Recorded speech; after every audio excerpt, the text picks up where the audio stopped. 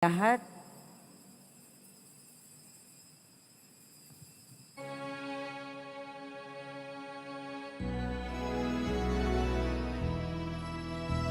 Siyawin kayo sa Panginoon, isang bagong awitin. Siyawin kayo sa Panginoon, isang daigdigan. Awitan ng Panginoon, puri ng kanyang ngalan, ipahayag kanyang pag-iligtas sa lahat ng panahon. Magsiawit kayo sa Panginoon, isang bagong awitin. Magsiawit kayo sa Panginoon, buong sandaihan. Simulan na po natin ang ating banal na pagdiriwang sa ngalan ng Ama, ng Anak at ng Espiritu Santo. Amen. Ang pagpapala ng ating Panginoong Hesukristo, ang pag-ibig ng Diyos Ama. Hallelujah, Hallelujah, Hallelujah.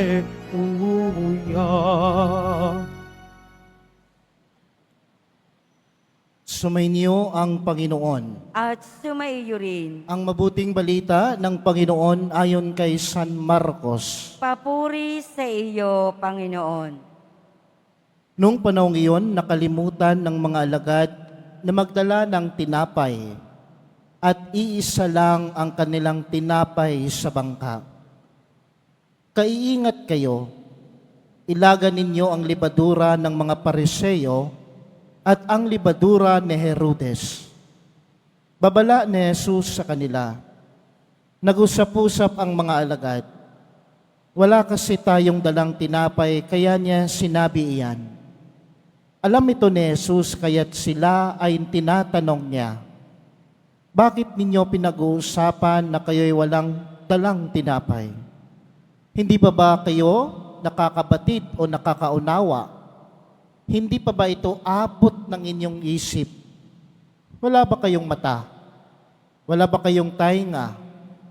Nakalimutan na ba ninyo nang paghati-hatiin ko ang 5 tinapay para sa 5,000? Ilang bakol ang napuno ninyo sa mga lumapis na tinapay?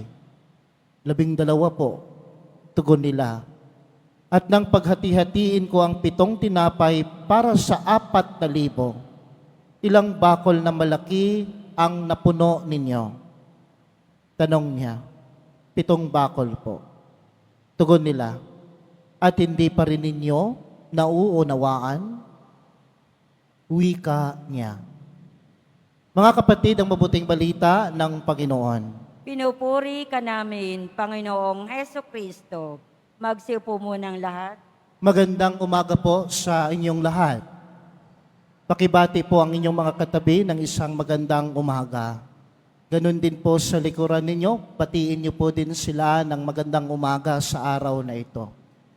Alam niyo po ba mga kapatid, hindi niyo ba napansin minsan sa buhay ninyo, kapag may panahon ng problema na pinagdadaanan tayo, kapag may mga pagsubok sa buhay na dinadaanan tayo, hindi talaga natin minsan maiwasan na napanghihinaan tayo ng loob. Diba? Hindi talaga natin minsan naiiwasan na minsan naapektuhan ang pananampalataya at pananalig natin sa Diyos. Ito po yung tandaan ninyo.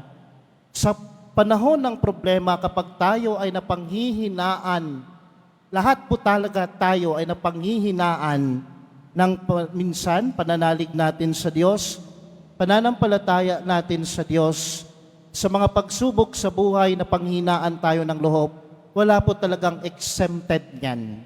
Lahat tayo, nararanasan natin yan. Pero, ang tanong sa atin, sinasabi natin, nagsisimba naman ako.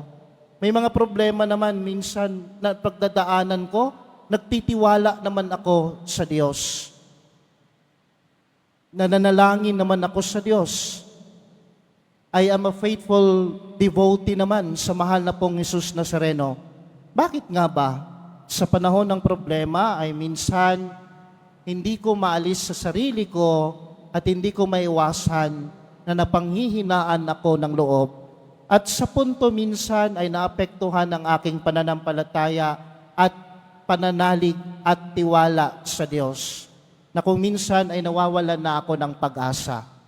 Hindi natin maunawaan, hindi natin maintindihan. Di ba? Ganon ang karanasan din ng ating mga apostoles, mga alagad ng ating Panginoon sa ating ebanghelyo ngayon. Nakalimutan nila na magdala ng tinapay.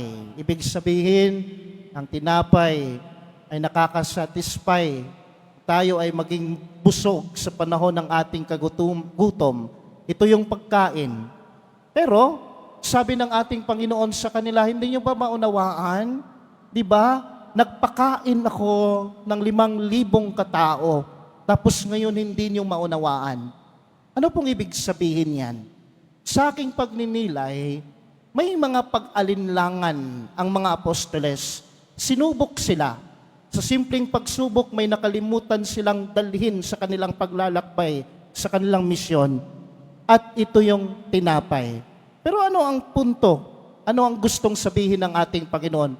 Hindi niyo ba naunawaan? Sabi yan ng ating Panginoon sa ating mga lagad. Na sa kung parang nagsinasabi sa atin, sa panahon ng problema, di ba iniligtas kita? Sa panahon ng ikaw ay may pagsubok sa buhay, di ba nagmemilagro ako sa iyo? Sa panahon na ikaw ay napanghihinaan ng loob, di ba nagparamdam ako sa iyo?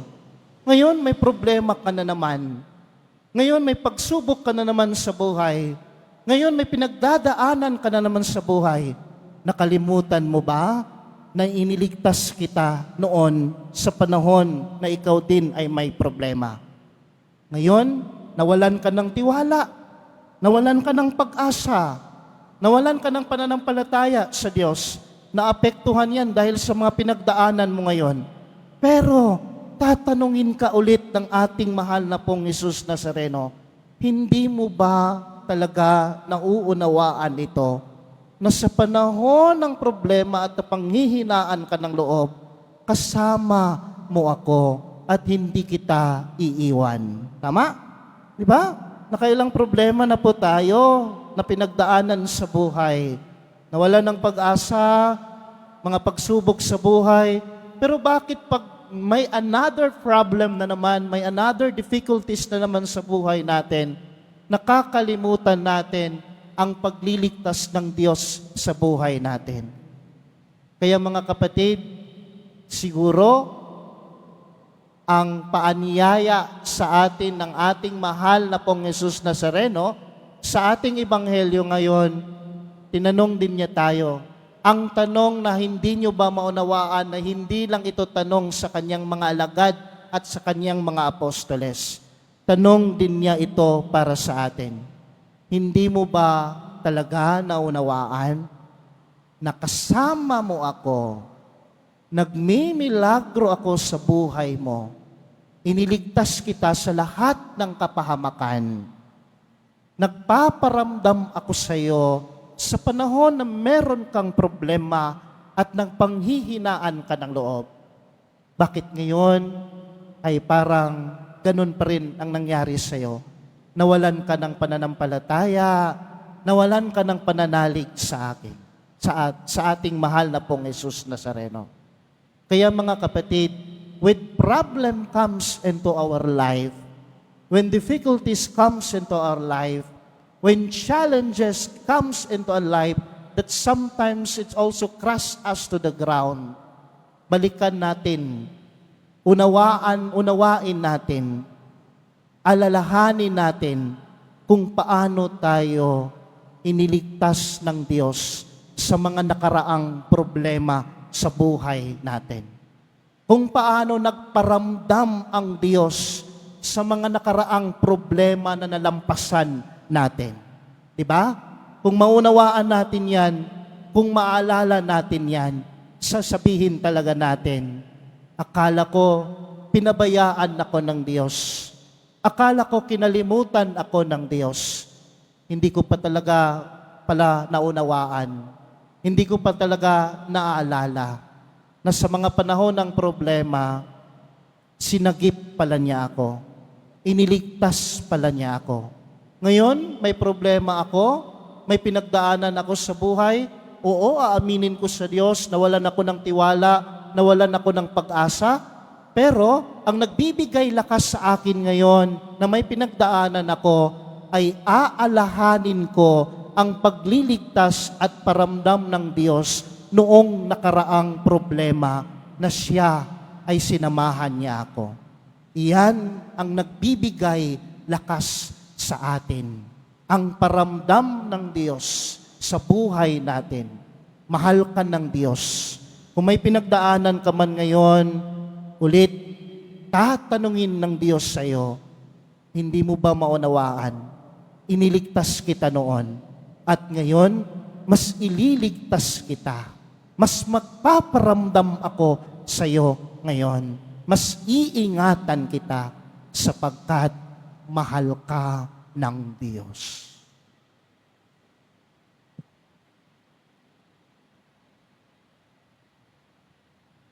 Magsitayo po ang lahat at ating ipagpatuloy ang banal na misa sa panalangin ng bayan.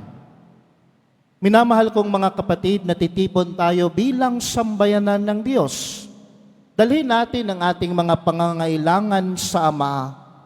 Panatag ang ating kalooban na tayo ay kaniyang pagbibigyan. Sa bawat panalangin ng ating itutugon, maibiging Ama, akayin mo kami sa iyong pamaraan. Maibiging Ama, akayin mo kami sa iyong pamamaraan. Ang ating mga pastol sa simbahan, naway italaga ng buong buo ang kanilang buhay sa pagpapahayag ng Ebanghelyo sa pamamagitan ng kanilang pagsaksi sa kanilang buhay.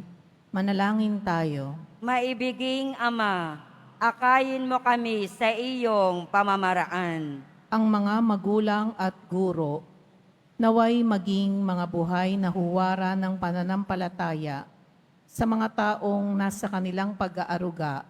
Manalangin tayo. Maibiging Ama, akayin mo kami sa iyong pamamaraan. Tayong lahat naway maibigay ang lahat ng ating makakaya para gawin ang nararapat at nawa ang salita ng Diyos ang siyang magbigay sa atin ng lakas para sa anumang gagawin natin. Manalangin tayo. Maibiging Ama, akayin mo kami sa iyong pamamaraan. Tayong lahat naway magpakita ng malasakit sa mga matatanda, mga nalulumbay, at mga may sakit. Manalangin tayo. Maibiging Ama, akayin mo kami sa iyong pamamaraan. Ang mga yumao naway makatagpo ng bagong buhay at kapahingahan sa kaharian ng Diyos. Manalangin tayo. Maibiging Ama, akayin mo kami sa iyong pamamaraan. Sa ilang sandali ng katahimikan, ating ipanalangin ang iba pang mga pangangailangan ng ating pamayanan, gayon din ang mga intensyon na inialay sa ating misa sa araw na ito, at isama rin natin ang ating mga pansariling kahilingan.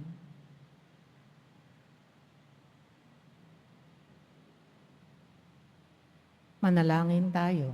Maibiging Ama, akayin mo kami sa iyong pamamaraan. Makalangit na Ama, palalimin mo ang aming pananampalataya upang lumago kami sa iyong pag-ibig at laging maglingkod sa iyo ng may mapagbigay at malinis na puso. Hinihiling namin ito sa pamamagitan ni Kristong aming Panginoon. Amen. Magsiupo muna ang lahat.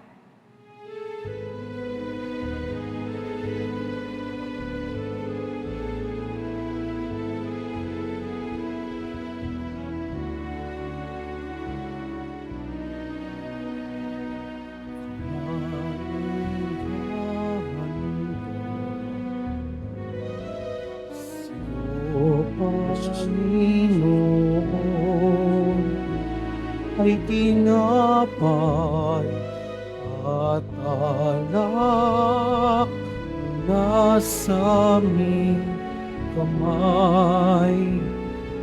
Sa iyong kabutihan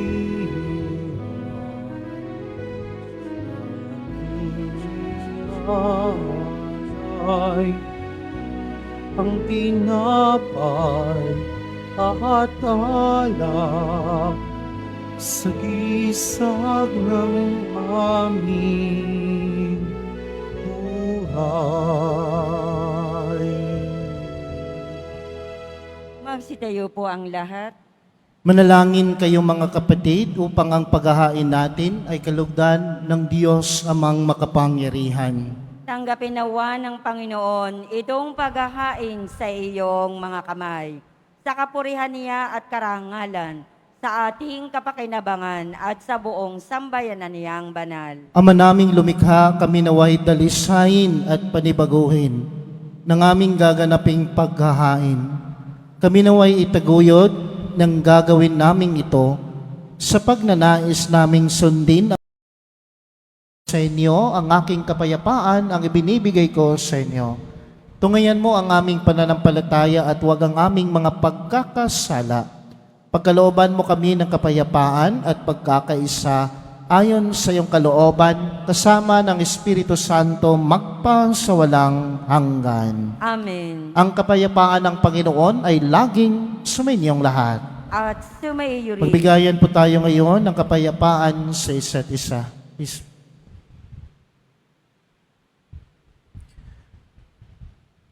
Kordero ng Diyos, Na nag-aalis ng mga kasalanan ng sanlibutan, maawa ka sa amin. Kordero ng Diyos na nag-aalis ng mga kasalanan ng sanlibutan, maawa ka sa amin. Kordero ng Diyos na nag-aalis ng mga kasalanan ng sanlibutan, ipagkaloob mo sa amin ang kapayapaan. Magsilod po ang lahat. narito ang Kordero ng Diyos na nag-aalis ng mga kasalanan ng sanlibutan. Mapalad ang inaanyayahan sa kanyang piging. Panginoon, hindi ako karapat-dapat na magpatuloy sa iyo, ngunit sa isang salita mo lamang ay gagaling na ako.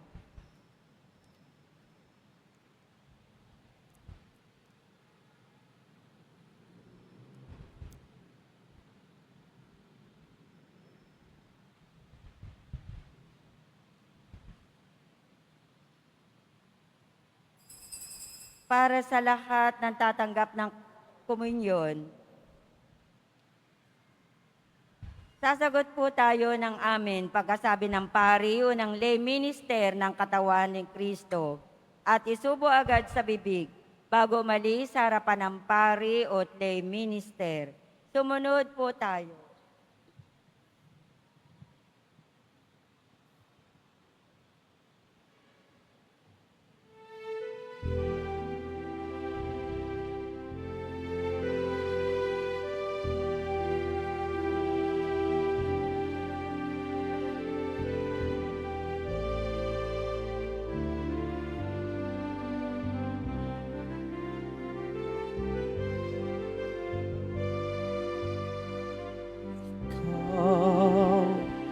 Jesus, tinapay sasan natin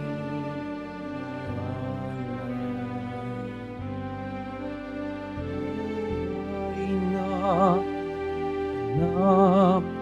ang sa aming kaloob at pagsasalong ang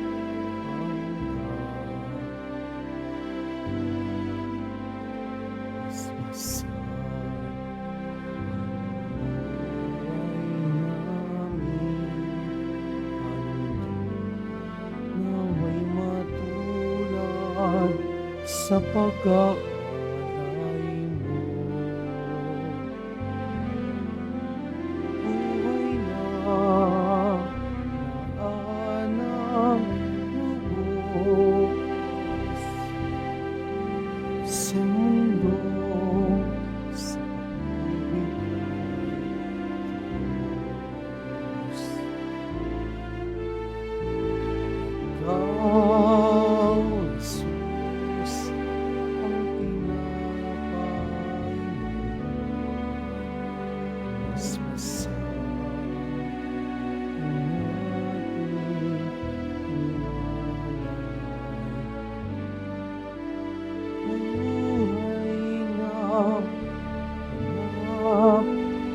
sa amin kaloob at pagsasalo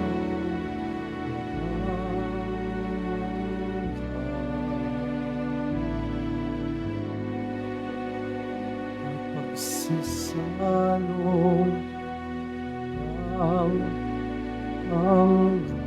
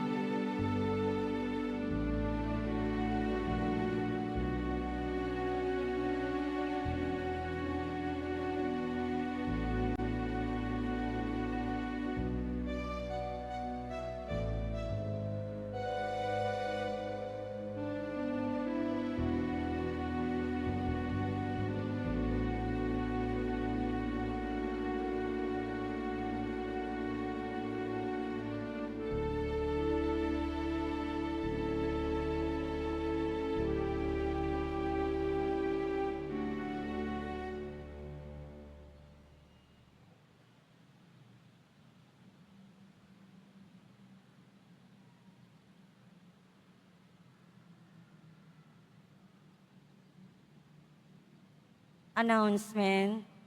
Sa lahat po ng may mga lumang palaspas na ginamit noong linggo ng palaspas, maaari nyo na pong dalhin sa simbahan ang mga ito hanggang February 28 at ipinakikiusap na bago dalhin ay alisin na ang ribbon, wires at mga estampita nito.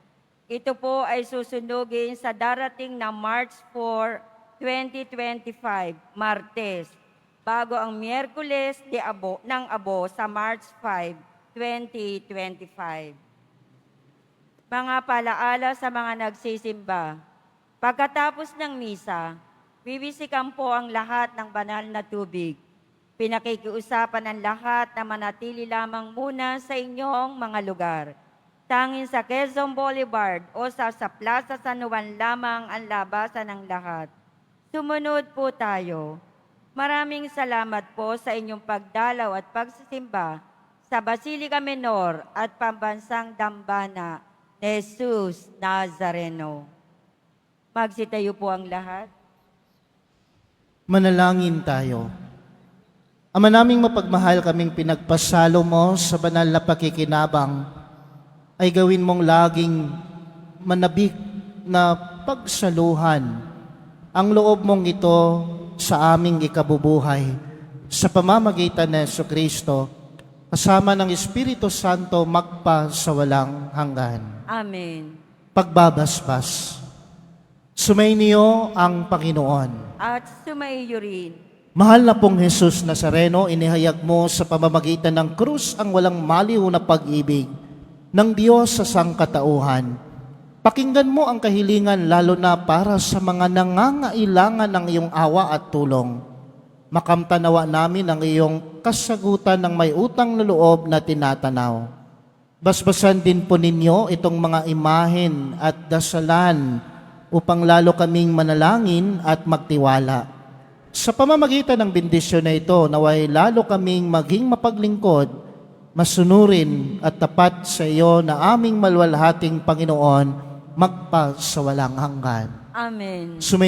Pagpalain kayo ng makapangyarihang Diyos, ang Ama, ang Anak at ng Espiritu Santo. Amen. Tapos na ang pagdiriwang ng banal na misa, humayo kayong taglay ang kapayapaan ng Poong Jesus Nazareno. Salamat sa Diyos.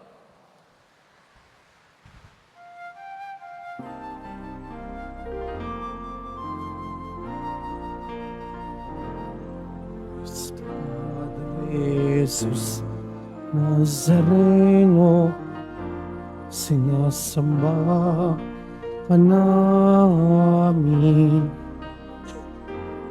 Ipinto ka namin. Aral mo ang aming buhay at kaligtasan.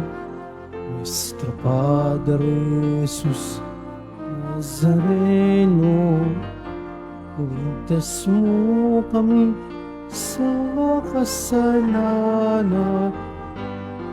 Ang krus mo pinamatay sa gisag ng aming kalikasan. Nuestro Padre Jesus Nazareno, dinarangan ka namin. Nuestro Padre Jesus Nazareno, atin namin. Nuestro Padre Jesus Nazareno, dinarangan namin. Nuestro Padre Jesus Nazareno,